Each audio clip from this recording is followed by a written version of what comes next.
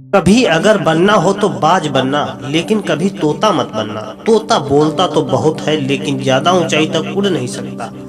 बाज बोलता बहुत कम है लेकिन सबसे ऊंचाई पर उड़ता है और बाकी पंछियों का राजा होता है एक बाज। तो आज मैं आपको 5 ऐसे पॉइंट बताऊंगा जो कि हर एक इंसान को बाज से सीखना चाहिए।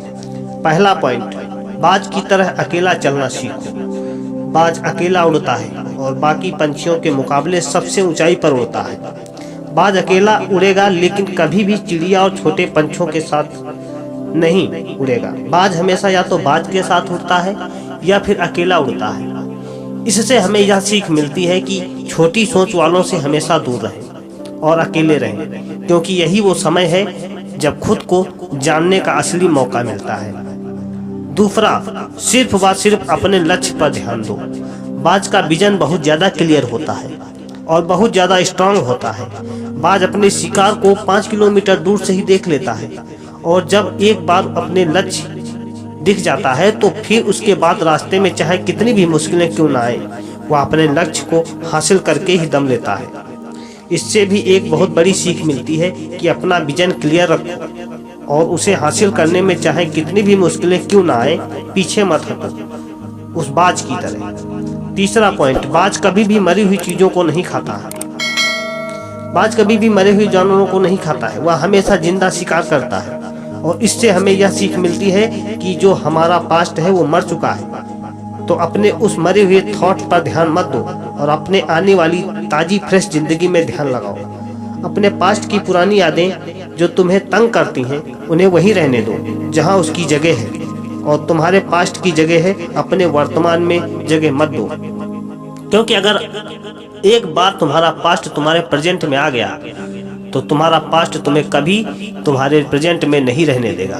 पास्ट में तुम्हारे साथ कितना भी बुरा क्यों ना हुआ हो, वह सब यादें और थॉट्स मर चुके हैं। और उस बाज की तरह बनो जो कभी भी मरी हुई चीजों को नहीं खाता। चौथा पॉइंट, मुश्किल समय में डरो नहीं। जब आंधी तूफान आती है तो बाज बहुत ज्यादा स्ट्राइक्ट हो जाता है। जब बारिश होती है तो सारे पंछी छिपकर बैठ जाते हैं, लेकिन बाज को बहुत मजा आता है। जब तेज हवाएं चलती हैं तो बाज उन हवाओं के सहारे और तेजी से ऊपर की ओर उड़ता है और ऊपर उड़ते उड़ते इतना ऊपर उड़ जाता है कि बादलों से भी ऊपर पहुंच जाता है। और इससे भी एक बहुत बड़ी सीख मिलती है कि मुसीबत में भी मजा ढूंढो।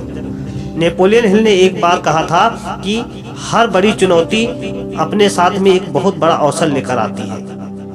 तो उस बाज की तरह तुम भी अपने अवसर को पहचानो, और जिस दिन उन अवसर को पहचान लिया फिर सारी मुश्किलें तुम्हारे नीचे होंगी और तुम उन मुश्किलों के ऊपर होंगे। पांचवा पॉइंट, कंफर्ट जोन से बाहर निकले। बाज अपने घोंसले से सॉफ्ट घास को हमेशा निकाल देता है ताकि बाज का जो बच्चा होता है वो अपने कंफर्टेबल ना हो सके, क्योंकि अगर वह घोंसले में कंफर्टेबल हो गया तो वह वहीं रहना पसंद करेगा। लेकिन बाज ऐसा कभी नहीं होने देता है। बाज एक पक्षी है और उसे भी इस बात का पता है कि कंफर्ट जोन में कोई भी ग्रोथ नहीं होता। लेकिन हम तो इंसान है ना, और इंसान होने के बावजूद कई सारे लोग इस बात को समझते ही नहीं कि आप जितना ज्यादा कंफर्ट जोन में रहोगे आपकी लाइफ आने वाले टाइम में उतनी ही अनकंफर्टेबल हो जाएगी।